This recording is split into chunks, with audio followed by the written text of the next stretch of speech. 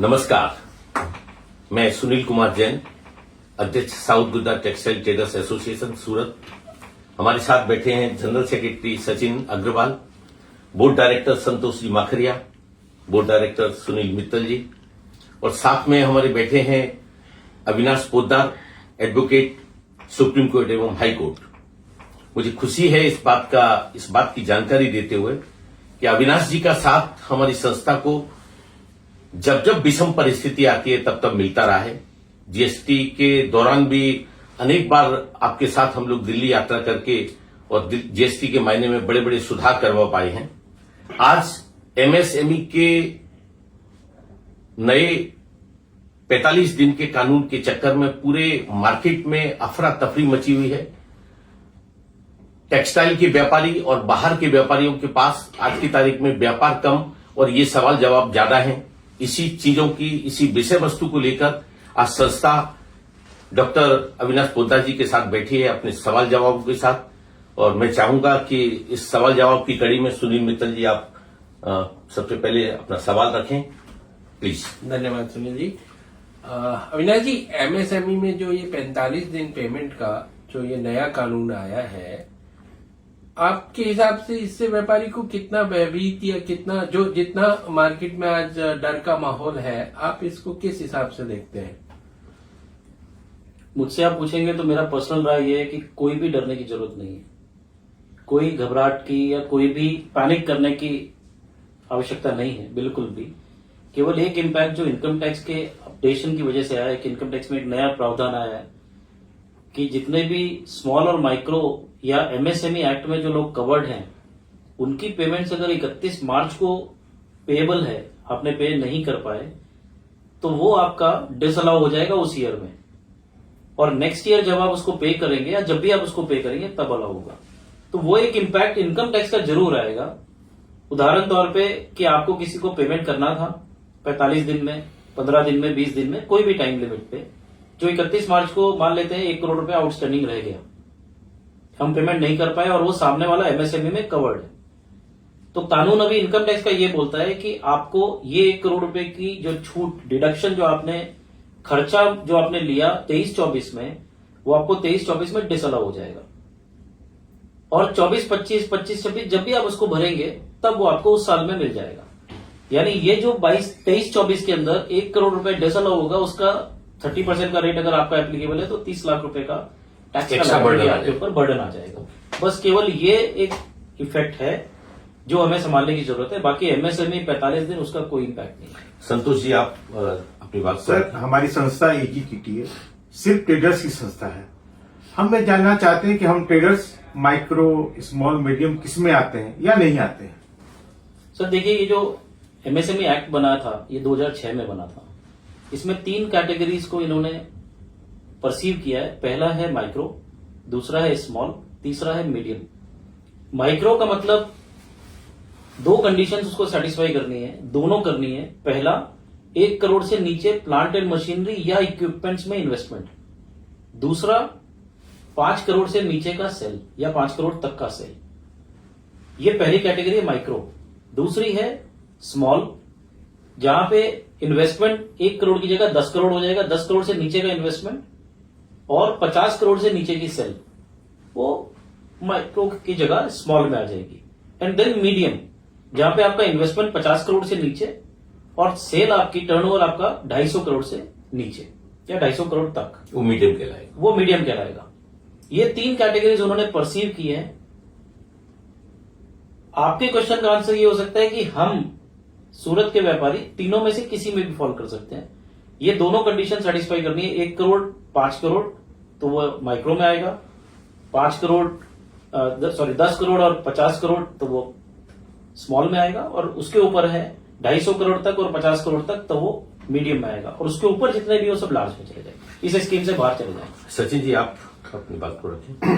अविनाश जी, पहले भी आपने हमारी संस्था का और व्यापारियों का काफी फायदा करवाया है, और जीएसटी में काफी सरलीकरण आपके ज्ञान के कारण हो पाया। जितनी सारी जीएसटी की नॉलेज आपको थी, हम तो वहां देखे हैं कि आपने किस तरीके से अफसरों के साथ डिबेट की है।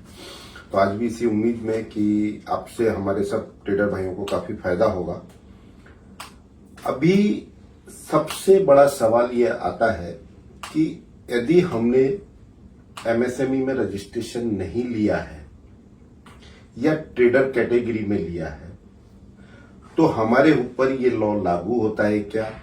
दूसरा, यदि हमने लिया है और यदि हम इसको कैंसिल करा देते हैं तो ये लॉ हमारे ऊपर लागू नहीं होता है क्या? या हम इसको चेंज करा सकते हैं क्या? जरा इस बात के ऊपर थोड़ा प्रकाश ज्यादा से डालें जिससे कि ये जो भय का माहौल है वो खत्म हो सके। माहौल ऐसा है कि परचेजिंग रुक गया है, लोगों ने डर के मारे खरीदना बंद कर दिया है, तो प्लीज जरा इस पे। सर देखिए, मेरा ऐसा मानना है कि पहले कंसेप्ट था स्मॉल स्केल इंडस्ट्रीज का। स्मॉल स्केल इंडस्ट्रीज में आपको रजिस्ट्रेशन लेना पड़ता था, बाद में इन्होंने कन्वर्ट कर दिया उद्यम करके, उसमें आपको रजिस्ट्रेशन लेना पड़ता है। वो ऑनलाइन एप्लीकेबल है, आप ऑनलाइन जाइए, अप्लाई करिए, तो आप उसमें चेंज भी कर सकते हैं मेरी नॉलेज के हिसाब से, और उसको कैंसिल भी कर सकते हैं। अब क्वेश्चन ये राइज होता है सर कि मैं अगर ट्रेडर, क्योंकि हमारी संस्था ट्रेडर की है, तो मैं अगर ट्रेडर की बात करूं तो ट्रेडर क्या एमएसएमई में कवर होगा या नहीं होगा, इस पर डिस्प्यूट है। और मैंने हमेशा ये सीखा है लाइफ में सर कि जहां पे भी डिस्प्यूट हो वहां पे हमेशा बेनिफिट ऑफ डाउट पे काम करना चाहिए और मिनिमम रिस्क पे काम करना चाहिए, कैलकुलेटेड रिस्क। तो जो लोग रजिस्टर्ड नहीं है, मैं सजेस्ट करूंगा कि वो रजिस्ट्रेशन ना ले। जो लोग रजिस्टर्ड हैं एज अ ट्रेडर और प्रायोरिटी सेक्टर लेंडिंग के हिसाब से उन्होंने रजिस्ट्रेशन लिया है कि बैंक में लोन में बेनिफिट होगा या कुछ होगा, तो वो कंटिन्यू कर सकते हैं। वो एमएसएमई में उनको कोई इंपैक्ट नहीं है, क्योंकि प्रायोरिटी सेक्टर लेंडिंग का एक अलग से ही रजिस्ट्रेशन होता है उसके पर्पज के लिए। और जो लोग गलती से मैन्युफैक्चरर रजिस्टर हो गए हैं और उनके पास एक भी इन्वेस्टमेंट के लिए मशीन नहीं है या उनकी इन्वेस्टमेंट पे मशीन नहीं है, तो वो चाहे तो अपना रजिस्ट्रेशन कैंसिल करा दें। उससे ये रेस्ट्रिक्शंस या एमएसएमई का एक्ट जो है कहीं ना कहीं उसका इंपैक्ट उनके में से निकल जाएगा और उसका इफेक्ट नहीं आएगा। अविनाश जी, 31 मार्च के बाद कैरी फॉरवर्ड होकर जो 1 अप्रैल को जो देनदारी 45 दिन के ऊपर की निकलती है, उस कंडीशन में हम लोगों को पेमेंट्स किस तरीके से आगे करना होगा? सर अगेन मैं इसको थोड़ा सा एमएसएमई के साथ लिंक करके अगर आपको बताऊं कि आप 3 सिचुएशंस परसीव कर सकते हैं। एक वो जो 31 मार्च से पहले 45 दिन कंप्लीट हो गए और मेरा पेमेंट आउटस्टैंडिंग रह गया, तो वो मैंने पहले भी बोला कि अगर वो आउटस्टैंडिंग रह गया तो 43B जो नया प्रावधान है क्लॉज H, उसके हिसाब से वो डिसअलाउ हो जाएगा। फिर जब आप नेक्स्ट ईयर पेमेंट करेंगे तो आपको मिल जाएगा। दूसरी सिचुएशन कि आपकी मान लेते हैं परचेज ही आपकी 31 मार्च को है, तो 45 दिन तो कंप्लीट होने का क्वेश्चन ही नहीं है। उसके लिए आपको 45 दिन यानी 15 मई तक पेमेंट करना है जी, एज पर दिस लॉ, या फिर अपॉइंटेड डे का जो कंसेप्ट है उसके हिसाब से आपको पेमेंट करना है। वो अगर आपने नहीं किया और 31 मार्च 2025 से पहले कभी भी कर दिया तो मेरा मानना है उसको डिसअलाउंस नहीं होगा, इनकम टैक्स में कोई इफेक्ट नहीं आएगा। मतलब हम लोग म्यूचुअल अंडरस्टैंडिंग में आपसी व्यवहार से अगर उसको करते हैं तो इनकम टैक्स से कोई दबाव टैक्स से नहीं। कोई दबाव नहीं है। इनकम टैक्स से दबाव तभी आएगा जब ड्यूरिंग द ईयर भी पेमेंट नहीं करते हो। ओके, तो वो आपने ड्यू होने के बाद उस साल के अंदर पेमेंट करना है जिस साल में ड्यू हुआ। अगर वो कर दिया है चाहे लेट किया है, आपको इनकम टैक्स का कोई इफेक्ट नहीं आएगा। अविनाश जी, नया जो कानून है ये जो 43B, अपन एमएसएमई एक्ट की बात नहीं करते हैं, अपन बात करते हैं जो हमने इनकम टैक्स वालों ने जो ये नया इसके साथ जो इसको मर्ज किया है, तो उसके हिसाब से हमें आज की डेट में अपने बिल के ऊपर कम से कम कितने दिन की ड्यू डेज होनी चाहिए, पेमेंट डेज कितना रखना चाहिए कम से कम, क्योंकि कोई आजकल तो क्या है, पहले इसका कोई ध्यान नहीं रखते थे, कोई 0 डेज भी लिख देता है, कोई 7 डेज भी लिख देता है, तो मिनिमम कितना डेज ये इस नियम में मान्य होगा? इसको सर मैं दोनों कानून से आप समझने की कोशिश करूं। इनकम टैक्स में मैं ऐसा बोलूंगा कि चूंकि 43B इंपैक्ट कर रहा है तो मैक्सिमम डेज लिखने चाहिए। ओके, क्योंकि मैक्सिमम डेज होगा तो ड्यू नहीं होगा ईयर में, वो अगले साल में ड्यू होगा तो आप अगले साल पे कर दोगे। लेकिन अगर इस साल में ड्यू हो गया, क्योंकि कम दिन लिखे हुए थे तो इस साल में ड्यू हो गया, 1 मार्च को खरीदा, 15 दिन का ड्यू है तो 15 मार्च को हो गया, वही आपने 45 दिन लिख दिया तो ड्यू 15 अप्रैल को हुआ। ओके, तो इस साल में इनकम टैक्स का इंपैक्ट नहीं आया। ओके, तो मैक्सिमम लिख सकते हो, लेकिन एमएसएमई के साथ इसलिए लिंक करना पड़ेगा सर क्योंकि अगर स्मॉल या माइक्रो से आप ले रहे हो तो वहां 45 दिन का समय काला है, उसके ऊपर नहीं जा सकते।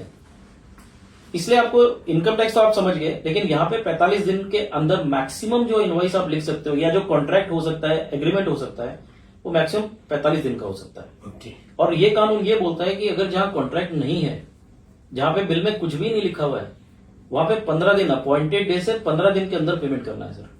15 दिन में हम पेमेंट नहीं कर पाए, या अगर हमारा एग्रीमेंट और 45 दिन का टाइम है उसमें हम पेमेंट नहीं कर पाए, तो उस पर ब्याज लगता है आरबीआई के रेट का 3 गुना। To be safer safer, safer side maximum होना चाहिए। मतलब हर व्यापारी को अपने बिल पे मिनिमम 40 डेज कम से कम Yes, sir. लिखवाया हुआ होना चाहिए, लिखना भी चाहिए और लिखवाना भी जी चाहिए। सर। पर अविनाश जी, प्रॉब्लम हमारी सूरत की ये है कि हमारे लगभग ट्रेडर्स भाइयों का जो साइकिल है, प्रोडक्शन साइकिल है, वो 90 डेज की है।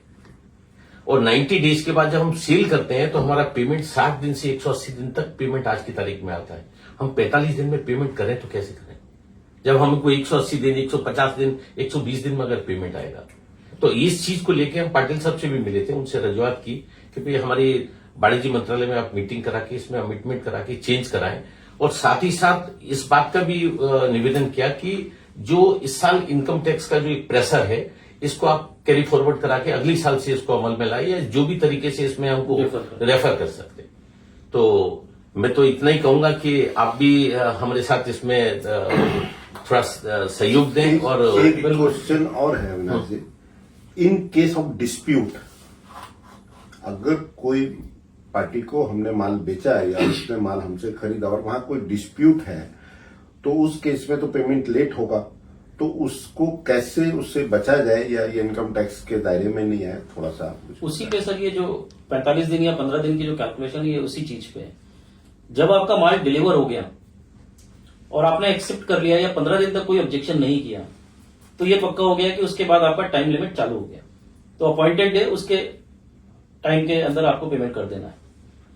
लेकिन अगर आपने डिस्प्यूट किया या ऑब्जेक्शन किया, तो ऑब्जेक्शन करके जब वो माल आपको वापस आएगा और आप उसको एक्सेप्ट करोगे, उसके बाद से आपका टाइम चालू होगा एसएमई या एमएसएमई एक्ट में, उसके पहले नहीं होगा। सर एक सवाल और, हम लोगों से कुछ छूट गया होगी थी, आप कुछ बताना चाहते हो अपनी तरफ से हमारे सूरत के ट्रेडर्स भाइयों को?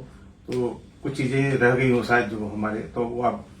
सर शॉर्ट में इतना ही बोलूंगा कि सूरत के किसी भी व्यापारी भाई को कोई घबराने की जरूरत नहीं है। लॉ में चेंज आया है, लेकिन उसका इफेक्ट इनकम टैक्स में है, जिसका एक पीरियडिक इफेक्ट है कि आज 23-24 में आएगा, लेकिन 24-25 में उसका आपको डिडक्शन मिल जाएगा।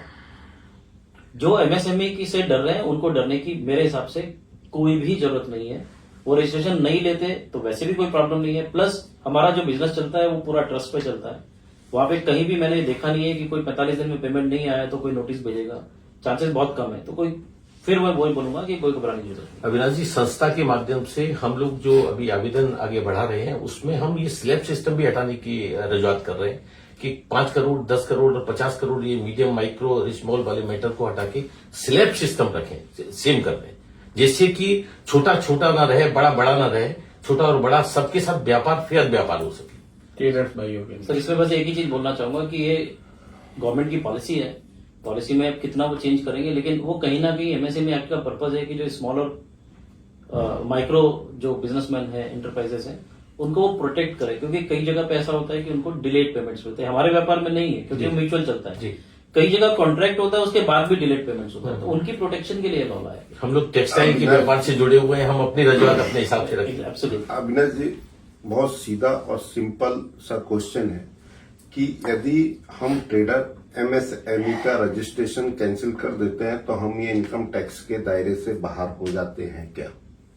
देखो सर, इनकम टैक्स के दायरे से आपके रजिस्ट्रेशन कैंसिल करने से कुछ नहीं होगा, क्योंकि आपका जो सप्लायर है वो अगर रजिस्टर्ड है, आपका जो सप्लायर है उसको आपको पेमेंट करनी थी 45 दिन में या टाइम लिमिट में, वो अगर रजिस्टर्ड है, जब तक वो सरेंडर नहीं करता या जब तक वो डिस्प्यूट नहीं करता तब तक कोई प्रॉब्लम नहीं है। लेकिन इनकम टैक्स में तो उसके जैसी वो रजिस्टर्ड है सामने, जिससे आपने माल परचेज किया, हमारे सप्लायर से ज्यादा हमको हमारी चिंता हमारे बायर की। हाँ, बायर फ्री हो जाएंगे इसमें, आप बायर फ्री हो जाएंगे। बायर फ्री हो जाएंगे। आप अगर रजिस्ट्रेशन अपना कैंसिल करा देते हैं या आप उसको क्लेम नहीं करते तो आपके बायर फ्री हो जाएंगे। क्लेम, ये भी इंपॉर्टेंट है सर, क्लेम नहीं करते।